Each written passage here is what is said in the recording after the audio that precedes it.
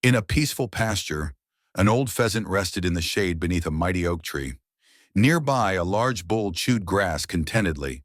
The pheasant sighed deeply, gazing up at the towering branches above. "Bull, I'm not the bird I once was," the pheasant said sadly. "In my youth, I could soar to the highest branch of this tree. Now I'm so old and weak, I can barely flutter to the lowest branch." The bull looked up from his grazing and chuckled. "Pheasant, I have a solution for you." "What could you possibly know about flying?" scoffed the pheasant. "Trust me," said the bull with confidence. "Eat a little of my dung each day. I guarantee that within 2 weeks, you'll reach the top of this tree." The pheasant recoiled in disgust. "That's ridiculous. You're lying. How could eating that possibly help me fly?"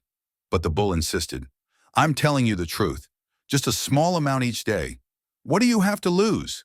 The pheasant argued and protested, but desperation slowly crept in. What if the bull was right?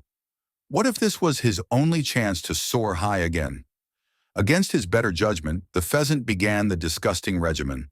On the first day, after choking down the awful meal, he managed to flutter up to the first low branch, higher than he'd flown in months. The second day brought him to the second branch. The third day, even higher. "It's working," thought the pheasant, amazed despite himself. Each day, the pheasant climbed higher and higher up the oak tree. His strength seemed to return with each awful meal.